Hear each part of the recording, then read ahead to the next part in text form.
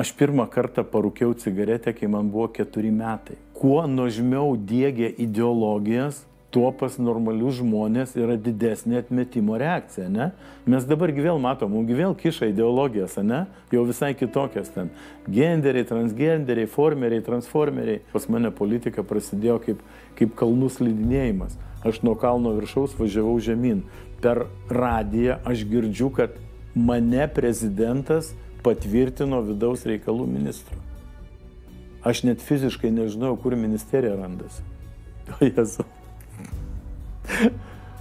Čia mes kalbėjom apie baimės. Va tokių baimių tu negali pasitikti. Tave tiesiog įdeda į tą vietą ir ten sėdė toks valdininkėlis mažas. Ir tokiais dailiai numanikiruotais nagučiais taip į stalą. Tai tring, tring, tring. Tokia pauzė solidi ir jis man sako, ministrėlį. Jūs jau 7. ministras, su kuriuo aš čia dirbu. Sako, jūsų čia nebus, o aš čia sėdėsiu tiek, kiek norėsiu.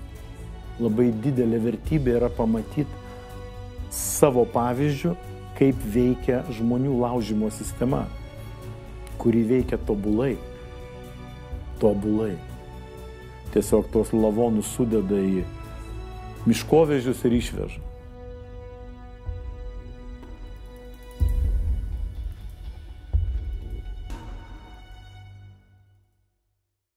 Na, jokių apibrėžimų aš apie tai tikrai nežinau, nes man tai atrodo, tai yra tiesiog savybė žmogaus, kurios kiti žmonės neturi.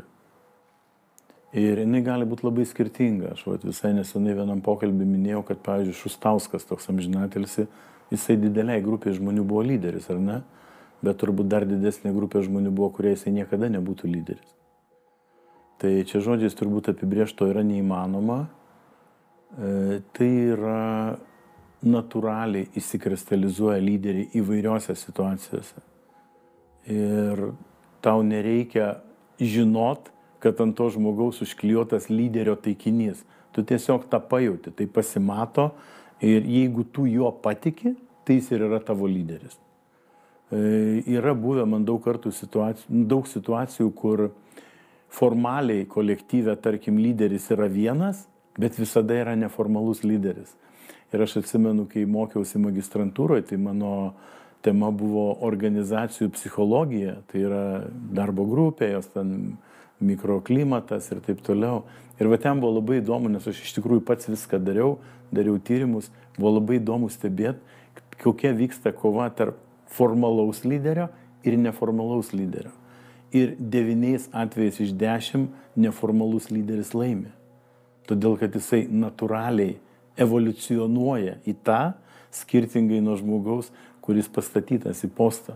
Tai va toks mano būtų labai sudėtingas atsakymas į labai paprastą klausimą. Pakeliaut laiku visada yra įdomu ir aš mielai tokį siūlymą priimčiau, todėl, kad aš net tikiu tam tikrom teorijom, kurios sako, kad galima ne tik grįžti į praeitį, ką mes puikiai mokam ir suprantam, bet ir nukeliauti į ateitį. Tai aš mielai.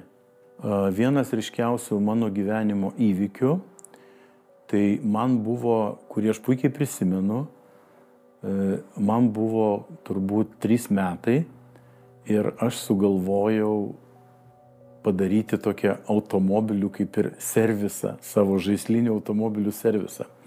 Ir turėjau tokį vieną automobilį, tuo metu dar nebuvo jokių Bluetooth ar ten distanciniai valdomų automobilių.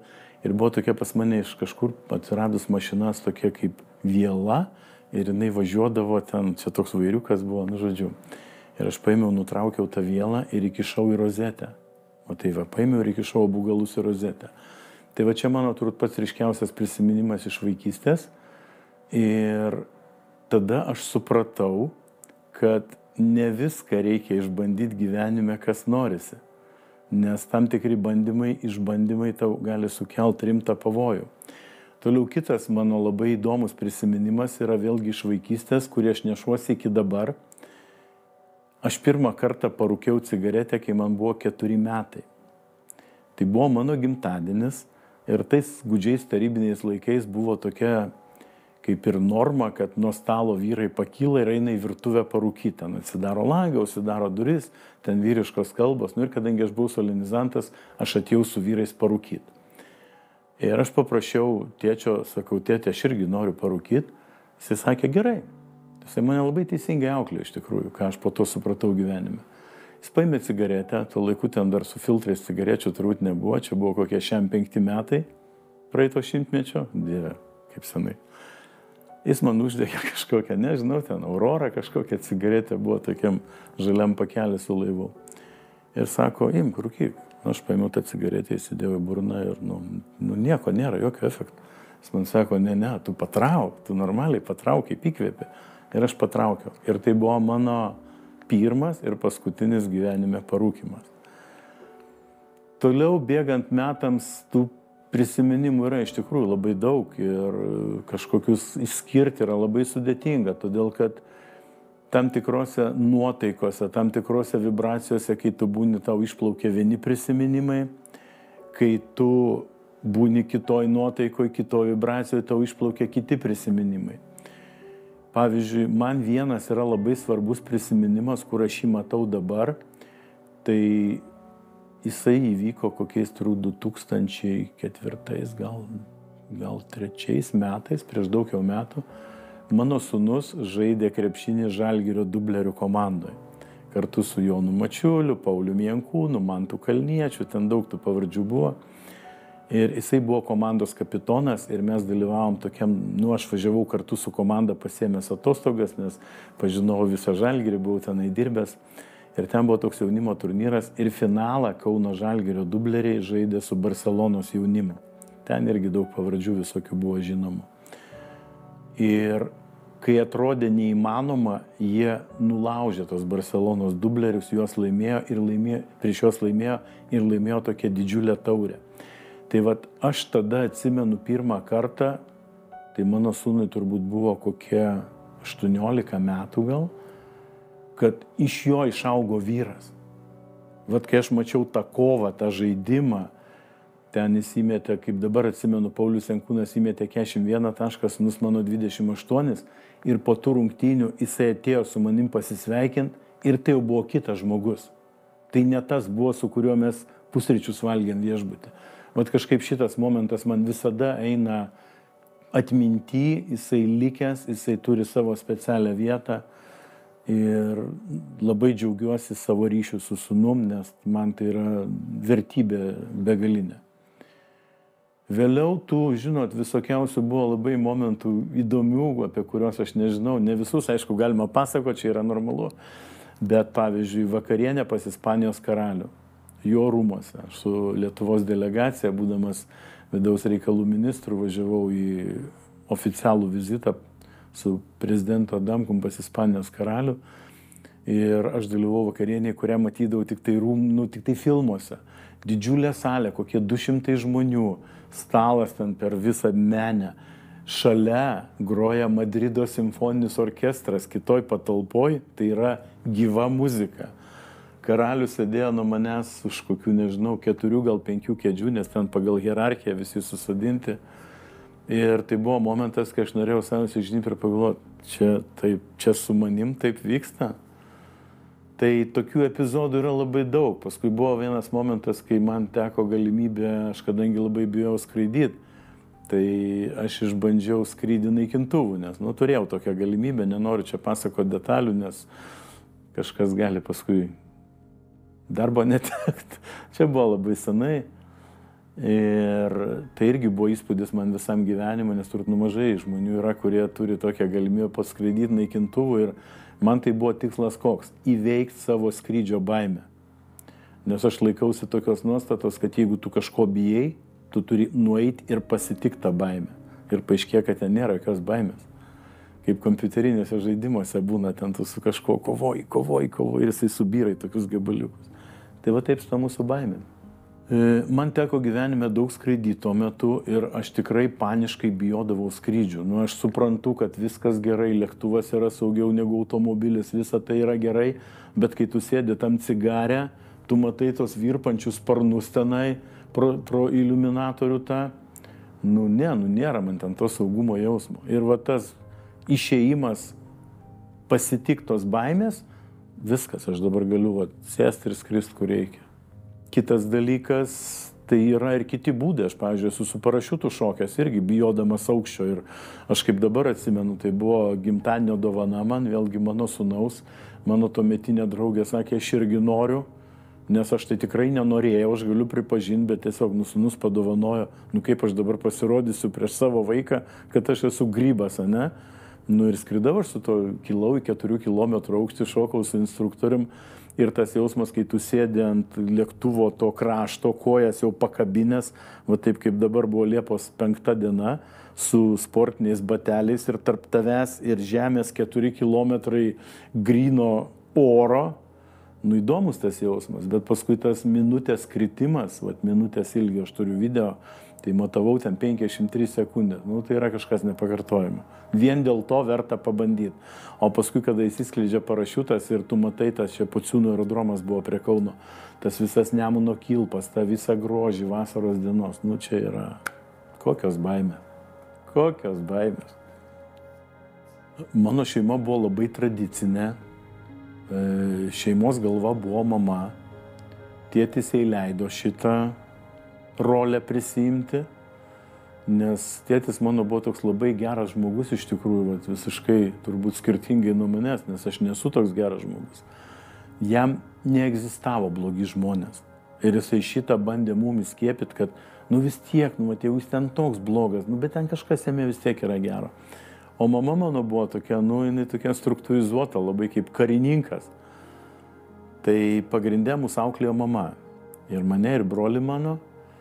Bet vėlgi, laikui bėgant aš supratau, kad visi dalykai, kurie man tuo metu nepatiko, tai buvo tik į naudą man. Tai buvo sąmoningi veiksmai, nebuvo tos tokios meilės, ten kokias aš dabar matau, ten tie visi, ne.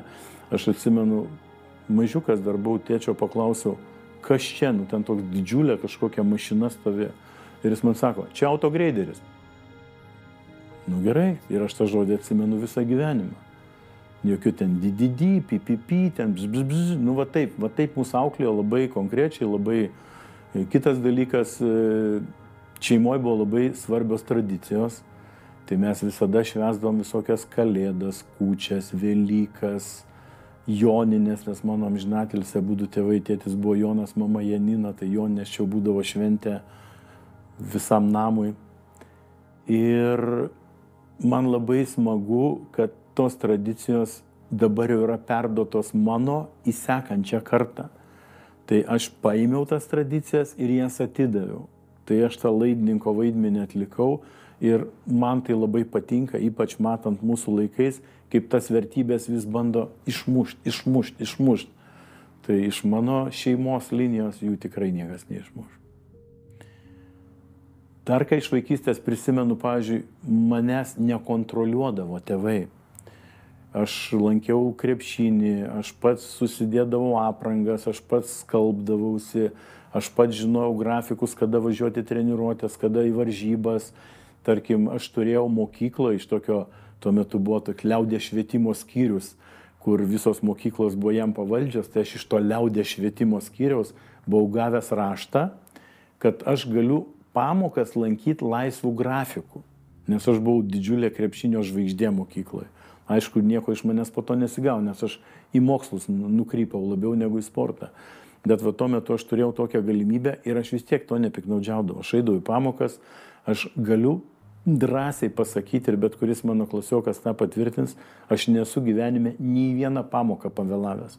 Ir tai yra mano mamos išugdytos savybės. Tai svarbiausia, ką aš atsinešiau iš vaikystės, tai tos tradicijos šeimos. Tai tas man yra labai svarbu ir buvo svarbu ir tokia, pas mus ten daug triukšmo šeimoje būdavo, daug visokių įvykių. Tokia, aš kai matau italų filmus, tai kažkas panašaus. Ne tokia tradicinė lietuviška šeima, kur visi ten taip tyliai ramiai, bet pas mus būdavo daug ten to visko, judesio. Kur ta vieta buvo pas mane, kur reikia parodyti lyderystę, ar ne? Čia labai toks buitiškas pavyzdys, kuris man pirmas atėjo į galvą, bet aš jį tikrai prisimenu. Mes su klase, aš gyvenau prie Neries ir kitoj pusėje Neries, ten truputį toliau buvo Kleboniškio miškas toksai, į kurį mes su klase varydavom su rogėm važinėtis nuo kalnų. Čia jau buvo 11 klasė, jau tuo metu tai buvo paskutiniai metai, ne taip kaip dabar 12 klasių. Ir mes sugalvojom grįžti per upę. Neiti per tiltą, o grįžti per upę. Ir buvo momentas, kai po kojom pradėjo ledas traškėti. Ir tada aš supratau, kad visi, kurie yra su manim, ten mūsų buvo kokie 7-8 žmonės, jie nežino, ką daryti. Ir man tada kilo mintis, kad vis tiek reikia eiti į priekį ir negalima grįžti atgal, nes ten jau traška. Ten yra tikimybė, kad mes įkrisim į tą nerį ir į upę po ledu naktį, jau tamsu buvo, ten galėjo būti įvairiai. Ir aš tada pasakiau, einam į priekį. Ir aš tada tą momentą supratau, kad jeigu yra kažkas, kas tiksliai, gal jis ir nežino, bet jis apsimeta, kad žino, ką reikia daryti, kitiems žmonėms yra lengviau. Ir mes sėkmingai ten išėjom, prisėmėm ten batus žiemą, bet paskui buvo kaip bairį tą prisimindom. Bet man tada atėjo tas suvokimas, kad jeigu yra kažkas, tegul ir apsimeta, kad žino, tai paskui žmonės eina. Ir paskui gyvenime tas paprastas buitinis pavyzdys, kuris dabar man tik tai išplaukė paklausus, aš paskui daug kartų mačiau įvairiai transformuojantis tą patį, bet esmė yra ta pati. Studijų laikais aš didelių lyderių savęs nemačiau, nes aš mokiausi tokiu metu, tais gudžiais tarybiniais laikais, kai jeigu tu norėjai būti lyderiu, tai tu turėdavai ten būti per komjaunimą, ten per dar kažką, ten kažkoks aktyvistas, ten, tai buvo ne man. Man tie ideologiniai, partiniai bairiai ir dabar yra labai juokingi, nors aš ir daug metų politikoje buvau, bet ne, aš daugiau toksai buvau mažesnės grupės neformalus lyderis. Ten buvo mano komandos draugas, krepšinį mes kartu žaidėm, tiksliau 2 draugai, mes 3 buvom, dar ten buvo tokių žmonių, kur susidarė tokia maža grupė ir ten tokio aiškaus lyderio nebuvo, ten buvo ta situacija, kai lyderis pagal situaciją. Jeigu reikia alaus gerti, tai vienas lyderis, jeigu reikia bėgti iš paskaitų, kitas lyderis. Ir tada aš vėlgi, aš visą laiką mokausi gyvenime. Aš tada irgi supratau, kad tu negali būti lyderis visur, nes tu neturi tiek patirčių, kad visose srityse būtum vienodai geras. Mes dabar gyvenime dažnai matom žmonių, kurie įsivaizduoja, kad jie tokie yra, ar ne? Tai man tai jie atrodo juokingai, tie žmonės, tie lyderiai visur. Tu negali būti lyderis visur, pavyzdžiui, net ir poros santykiuose, ar ne, tarp vyro ir moters. Tai aš dabar tikrai turiu nuostabius santykius, kuriuose nėra kovos dėl lyderystės. Yra laukas moters lyderiavimo, yra laukas vyro lyderiavimo, yra bendras laukas. Ir viskas. Ir tai yra galbūt net, čia gal ne ta tema, bet čia yra sėkmingų santykių yra pamatas. Kuo nuožmiau diegia ideologijas, tuo pas normalius žmonės yra didesnė atmetimo reakcija, ne? Nes pavyzdžiui, jeigu tu žiūri per televiziją reklamą, tau nereikia reklamos, bent man pavyzdžiui, gerai, aš apie save kalbėsiu, man nereikia reklamos, kad žinot, ką man reikia nusipirkti. Aš gyvenime vienintelį daiktą esu nusipirkęs žiūrėdamas reklamą, tai Rado laikrodį. Nes įreklamavo toksai žymus tenisininkas Andre Agasis, kuris man labai patiko, nes buvo visiškai nestandartinis žaidėjas ir buvo tikrai kortė asmenybė. Ir aš pamačiau visai kitą kokybę, ten yra keraminis, jisai, ten visiškai kitas lygmuo. Ir aš tada užsinorėjau tokio laikrodžio. Tai yra vienintelis daiktas, aš į Prahą nusipirkau po to, nuvažiavęs į Pink Floyd koncertą, tai 2 didelius malonumus apturėjau. Ir iki dabar aš tą laikrodį turiu ir aš jį mielai nešioju. Tai nereikia reklamos tam, kas yra gera. Tai čia taip pat su ideologija. Jeigu man ideologija tinka, man, pavyzdžiui, šeimos vertybės tėvai skiepijo, aš jas priimu ir dabar. Man nereikia, kad man per teliką rodytų. Susėskit visi ten, kaip Maksimos ten ar visi kiti ten. Mes pagalvojom apie jūsų kalėdas. Nereikia man jūsų nuomonės apie mano kalėdas. Mes dabar vėl matom, vėl kiša ideologijas, ne? Jau visai kitokias ten. Genderiai, transgenderiai, formeriai, transformeriai. Ne, pas mane, nelimpa man tas. Nelimpa. Gal kažkam limpa. Pas mane tas failas, tas kietas diskas tiek jau prirašytas informacijos per gyvenimą, kad aš jau labai kruopščiai atsirinkinėju, ką ten dar įsileisti į tą failą. Nes ten jau dega lemputė, kad not enough space.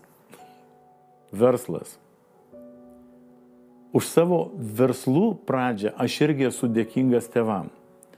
Tai vėlgi buvo labai buitiška istorija. Aš baigiau 8 klases, tuo metu tu turėjai apsispręsti, ar tu eini toliau mokytis, ar eini, kas labai baisiai skambėjo, į profkę, į proftech mokyklą. Tai buvo žiauriai blogai. Aš aišku likau mokytis ir tada aš padariau sprendimą, kad iš manęs nebus sportininko žvaigždės, nes aš turėjau pereiti į kitą mokyklą mokytis, ten buvo specializuota krepšinio klasė Kaune ir aš likau savo mokykloje ir tada mano krepšinio karjera pradėjo važiuoti žemyn ir nuvažiavo iki to, kad aš tapau vadybininku sporte, bet čia buvo vėliau. Tai man tėvai baigus 8 klases pasakė taip, žiūrėk, tu aprengtas, tu turi kur gyventi. Jeigu tu nori mergaitę nusivesti į kavinę, tu turi sugalvoti, kaip užsidirbti pinigų. Negana to, aš labai domėjausi muziką ir ten vasarą dirbdavau kažkur, ten staupyti pinigai kažkokie buvo. Aš pirkdavau tos vinilinius diskus. Tai pas mus buvo, ten, kur aš gyvenau Vilijampolėje, tokia grupė žmonių, kurie tokiais plastikiniais maišeliais po pažastim su tais diskais varinėdavo kaitaliotis. Ten vyko mainai tokie natūriniai. Ir aš atsimenu, aš nuvažiavau į Lenkiją žaisti vėlgi krepšinį. Ir Lenkijoje aš parsivežiau iš Lenkijos tokių, tokie turbūt glėbi polieteleninių maišelių, kurie ten būdavo duodami už dyką, kai tu perki džinsus. Aš kaip dabar atsimenu tą maišelį, jisai buvo toksai apvalus su spalvotom raidėm užrašas Lievys, ne Levis, bet su jį ilgaja. Ir man tie maišeliai Lenkijoje kainavo apie 3 rublius, aš juos savo mokykloje pardavinėjau po 5. O taip prasidėjo mano verslas. Ir vėlgi, jeigu tėvai nebūtų pasakę, kad tu maždaug, jeigu tu nori kažko daugiau negu baziniai poreikiai, kuriuos mes tau garantuojam, nes tu mokaisi, tai tu tada galvok, iš kur tu pinigų paimti. Tai va čia buvo pati pradžia. Paskui aš turėjau labai gerą draugą, kuris vėliau tapo mano sūnaus krikšto tėvu. Jisai buvo žymus futbolistas, jisai važinėdavo į Maskvą ir veždavo prekes iš Maskvos į Lietuvą. Ir jis mane pasėmė kartu, mes vienam name gyvenom, nuostabus žmogus, Juozas, jis man parodė jau stambų į verslą. Tai tuo metu Maskvoje buvo pradėti gaminti Adidas kedai. Čia buvo 80-ieji metai, čia buvo labai, dar net turbūt tik olimpiada buvo pasibaigus 80 metų Maskvos. Ir mes su juo suradom parduotuvę, kurios vedėja jam jautė simpatijas. Ir jinai mums kaupdavo tos kedus ir mes atvažiuodavom, paimdavom iš jos tos kedus ir mes pilną kupę atsiveždavom tų kedų. Čia jau buvo makro verslas. Ir paskui čia jos pardavinėdavom. Tai aš į šitą verslą dar nukeliavau, jau pradėjęs dirbti, baigęs universitetą. Tai aš per dieną realiai uždirbdavau turbūt pusę savo mėnesio algos. Ir kadangi man reikėdavo išvažinėti Maskvą, tai su savo tuometiniu bosu, mes jį ten viršininku vadinom, mes buvom susitarę taip. Aš jam atiduodu pusę savo algos, o jis užmerkia akis prieš mano keliones. Nes aš daug laiko nesugaiždavau. Traukinys iš Kauno išvažiuodavo apie 6 valandą vakaro po darbo. Mes nuvažiuojam kitą rytą į Maskvą, per dieną susisukam, sėdam į traukinį ir dar sekančią dieną aš jau ryte 10 valandą vėl sėdžiu darbe. Aišku, aš ten buvau neproduktyvus visai po 2 nakvynių traukinį, bet verslas sukosi gerai. Tuo metu mus vadina spekuliantais. Dideliuose korporatyvuose mano karjera atsirado tada, kai Kaune įsikūrė tokia labai plačiai išgarsėjus EBSV grupė. Tai ten prasidėjo irgi nuo mažų dalykų viskas, ten buvo labai įdomių situacijų, kai atsirado kooperatyvai. Tai pavyzdžiui, aš visada mėgstu papasakoti kažkokias juokingas istorijas. Tai ten, pavyzdžiui, mes turėdom patekti Kaune į tokį trikotažo fabriką, nes mes iš jų žaliavas gaudom. O tuo metu įstatymiškai tų kooperatyvų statusas toks buvo iki galo neaiškus. Ar jie ten legalūs, ar jie nelegalūs, ar gali su valstybinė įmonė, ar negali. Nu, toks buvo chaosas visiškas. Ir mes niekaip negalėdom pakliūti tos fabrikus. Kai jau ten tu į vidų eini, ten jau viskas gerai. Ten žinai paskait, kaip ten viską kalbėt, bet kaip įeit. Ir mes su vienu kolega einam tokiu labai žinomu, bet nenoriu pavardės minėti, nes gal žmogus nesutiktų. Ir toksai stovi, yra tie praėjimai ir ten tokie būdavo karo veteranai stovi tokie, kur nu jam ten kaip, jisai gina kaip savo miestą tą savo praėjimą. Ir jis mūsų neįleidžia. Ir jisai klausia, jūs iš kur? Ir tas mano draugas taiga pasako visišką nesąmonę, bet jisai sako, mes iš Dūdų orkestro. Nu visiškas klydesys. Ir vartai atsidaro. Ir aš tada vėl išmokau pamoką. Nu žmogui reikia sakyti kažką tokio, kas jį išmuštų iš vėžių. Jeigu tu atsiduri situacijai, kur tu nieko kito negali padaryti. Ir paskui man teko, pavyzdžiui, kai dirbau Žalgirį, tai ten nebuvo didelė struktūra, mes ten buvom 6 ar 7, laimėjom Eurolygą, toks mažas kolektyvas, nes vat vėlgi pasimatė, kai aš buvau mokęsis magistrantūroje apie darbo grupę, tai vat 99 metų Žalgiris, tas, kur laimėjo Eurolygą, nu ten buvo fantastinis kolektyvas. Žaidėjai, treneriai, personalas, vadovybė, rėmėjai galų gale. Dabar niekas to nepatikėtų, ką pasakysiu, bet Lietuvos Rytas buvo vienas pagrindinių Žalgirio rėmėjų. Ir kai Žalgiris žaisdavo namų rungtynės, tai ant baudos aikštelės tų apskritimų būdavo Lietuvos Ryto reklamos. Šiandien tai skamba kaip kosmosas, ne?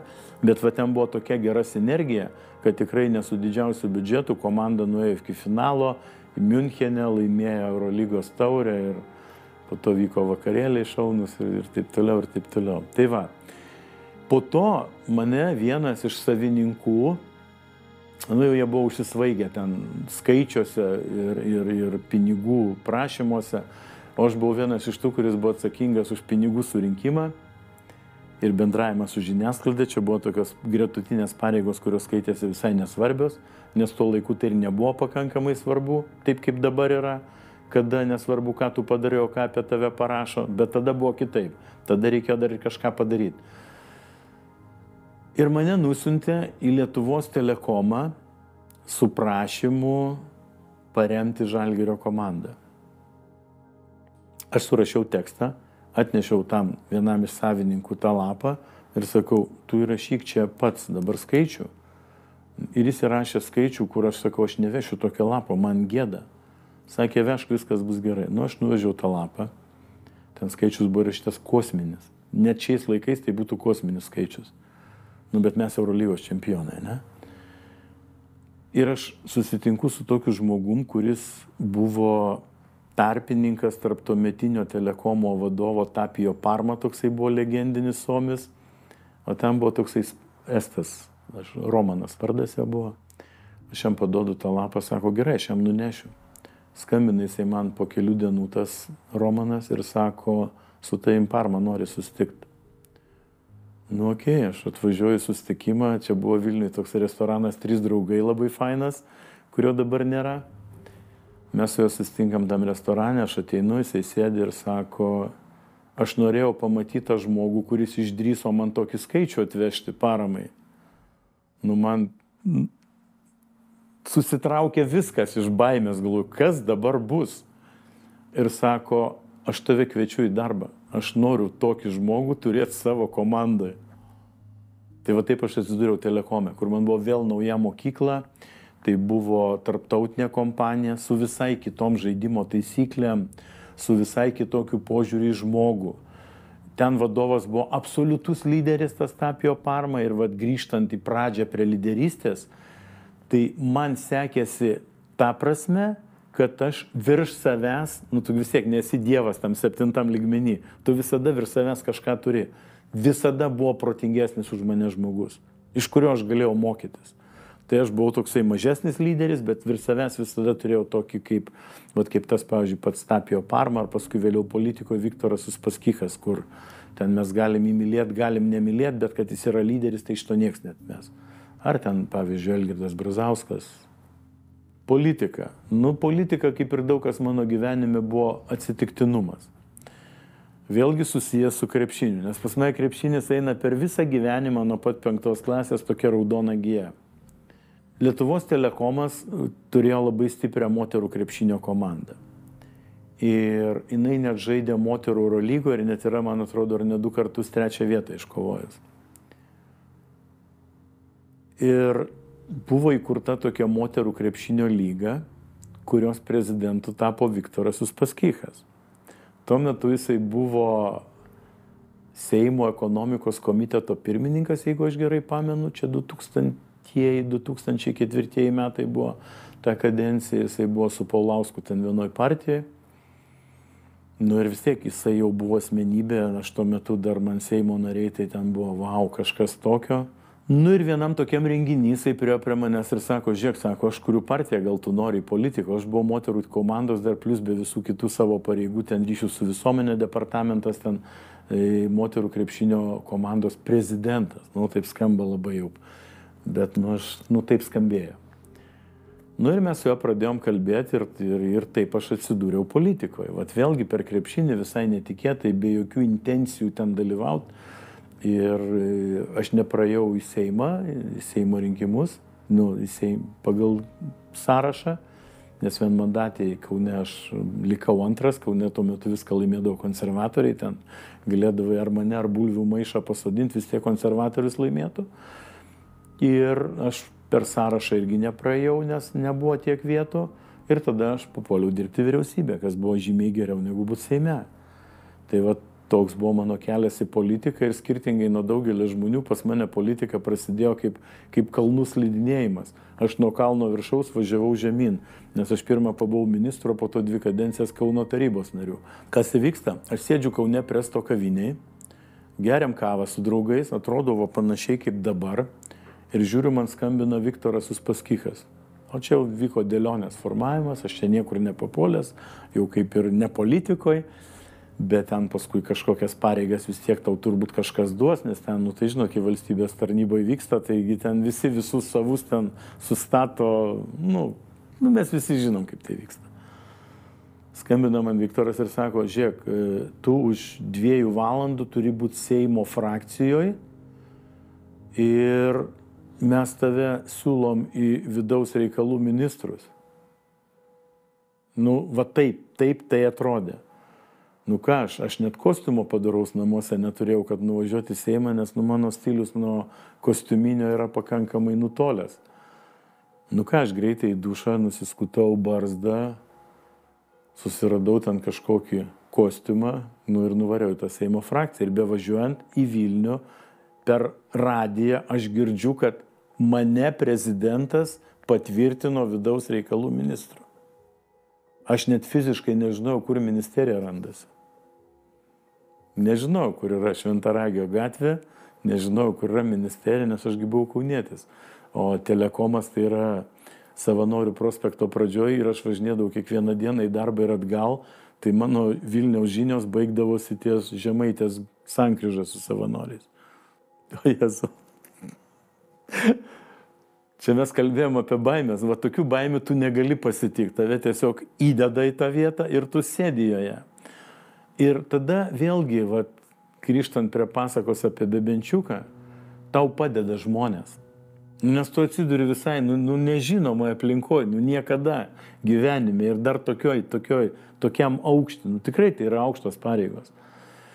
Ir aš labai stengiausi rasti bendrą kalbą su visais žmonėm, kurie su manim dirbo. Nes, jie matėgi, kad čia, kažkoks atvažiavo, visiškai neaiškus žmogus, ten apie tą BSV iš karto Kazimieras Starkevičius pakėlė didžiulę bangą, nors aš jam iš holdingo kažkada padėjau pinigus atgauti, kai jau ten holdingas skendo. Čia irgi man buvo pamoka apie politiką. Ir tie žmonės man padėjo įsitvirtinti. Ir labai padėjo amžinatilsį mano pats gerbiamiausias Lietuvos politikas Algirdas Brazauskas.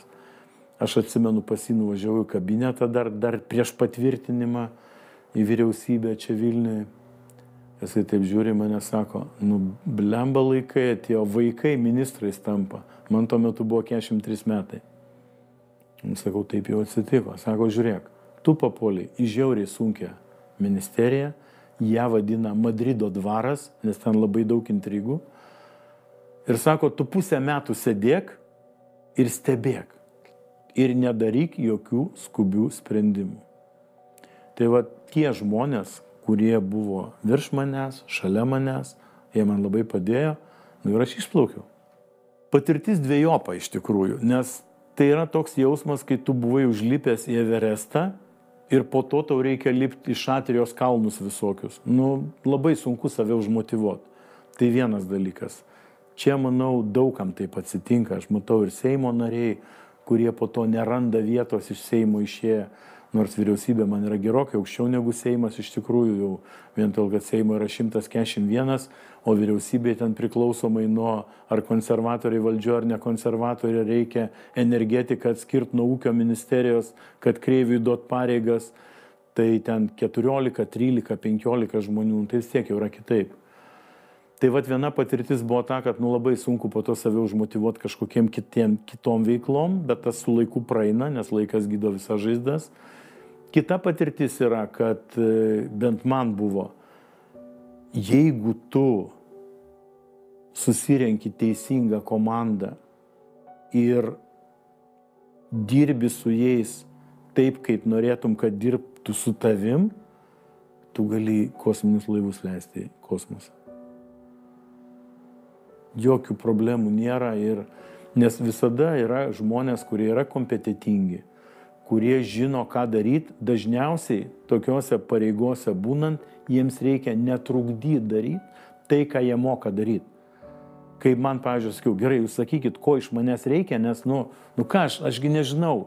Man reikėjo pavadinimus mokintis, pavyzdžiui, kad ugniagesiai vadinasi priešgaisrinės apsaugos ir gelbėjimo departamentas, ar ne? Arba tarkim, pasieniečiai vadinasi valstybės sienos apsaugos tarnyba.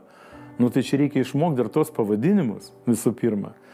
Tai aš tiem žmonėms sakiau, jūs pasakykit, kur aš galiu padėti sistemai veikti gerai.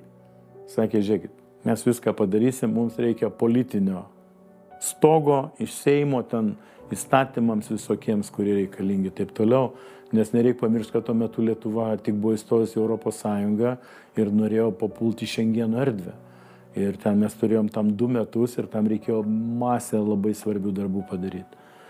Ir vėlgi aš supratau, dar vieną papasakosiu įdomią istoriją. Man reikėjo nuvažiuoti į Briuselį. Tuo metu ten kiekvienas sritis turi komisarus savo. Kaip mūsų Grybauskaitė buvo finansų, dabar ten už vandenynus atsakingas mūsų eurokomisaras ir aplinka, ne? Tai mano vidaus reikalų komisaras buvo toksai, po to jisai tapo Italijos užsienio reikalų ministru Franco Frattini. Ir aš atvažiuoju pasiprašyti ten kažkelių 100 milijonų kažkiek tai. Jisai jau politikos žvaigždė, aš kas? Kas aš? Bičas iš Vilijampolės, ne, Kaune. Ir aš einu pasi ir žiūriu pasi ant stalo, kabinetas, tai turbūt nežinau kaip, kai valdovų rūmų pusė, ten Briuselėje tvarkingai gyvena, teisingai. Ir pasi ant stalo stovi Ferrari pirmos formulės modelis. Ir aš supratau, čia mano arkliukas. Ir mes su juo pradėjom nuo Ferrario, su italų kalbėti apie Ferrari, ne? Ir aš gavau tos pinigus. Tai aš tada supratau, kad su kiekvienu žmogum reikia kalbėti jo kalba.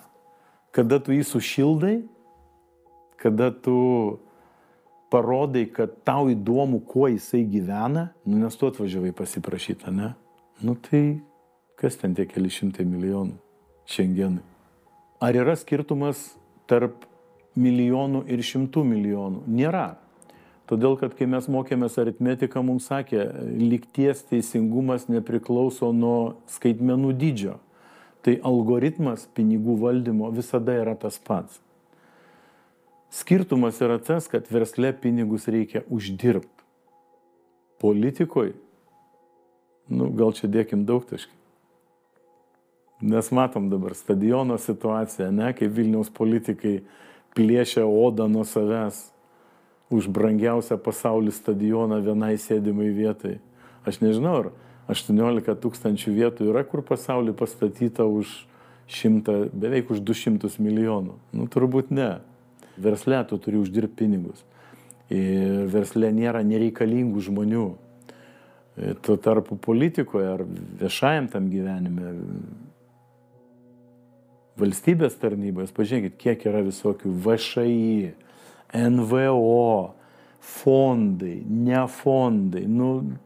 Taigi kas tai yra? Tai yra lesyklos, tai yra giminių, artimųjų, draugų, draugių, daugeliu atveju lesyklėlės. Ką jie daro? Jie popierius nešioja. Ir vėžį varo tiem, kurie daro verslą. Verslininkui reikia nuvažiuoti kokią nors ten energetikos ministeriją. Ir dar jeigu jis net kreivio draugas. Tai ten kryžiaus keliai. Todėl verslai išsikelia į Lenkiją, į Estiją. Mūsų stadiono didvyris Avulis, kur savo verslus iškėlęs? Į Estiją. Politinis ciklas. Tai viskas gyvenime vyksta ciklais. Ekonomikoje ciklais, mūsų gyvenime ciklais, šeimos gyvenime ciklai, ne? Jisai truko pas mane nuo 2003 metų lapkričio iki 2015 metų balandžio. 12 metų nepilnų. Manau, kad normaliai mąstančiam žmogui, kokio aš aišku save skaitau, tai yra pakankamas laiko tarpas suprast, kodėl tenai nereikia būti. Nors iš kitos pusės mes dažnai girdim, kad politika yra purvinas dalykas, ar ne? Bet jinai pati iš savęs yra niekas. Kaip ir valstybė pati iš savęs, jos nėra. Ji turi būti užpildyta turiniu. Tai vat, kai mes matom, kokiu turiniu dabar užpildytas mūsų Seimas ir vyriausybė, tai va tokia yra ir politika. Į politiką negrįžčiau ir dėl dviejų priežasčių. Viena priežastis tai yra, aš ten buvau ir to papasakot neįmanoma, kol tu pats nepabandai. Tai vat, kadangi aš jau pabandžiau ir žinau, kas tai yra, tai čia galėčiau palyginti su, juk neįmanoma papasakot, kai tu būni klinikiniai mirti ir tave atgaivina ir papasakot, ką tu matėjai. Tai žmonės pasakoja tuneliai, ten šviesos, bet kas tai yra iš tikrųjų, mes galim tik spėti. Tai lygiai taip pat yra su politika. Tai vat viena priežastis, aš jau ten buvau, o antra priežastis, aš labai norėčiau neužimti kažkieno kito vietos toj politikoje, kuris tenai dar nebuvęs. Nes žmonės įsivaizduoja, kad ten yra žiauriai gerai. Nėra ten gerai.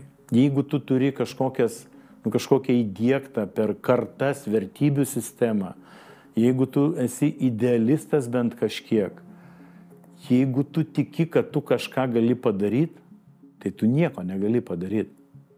Aš kaip dabar, vėlgi, pavyzdys.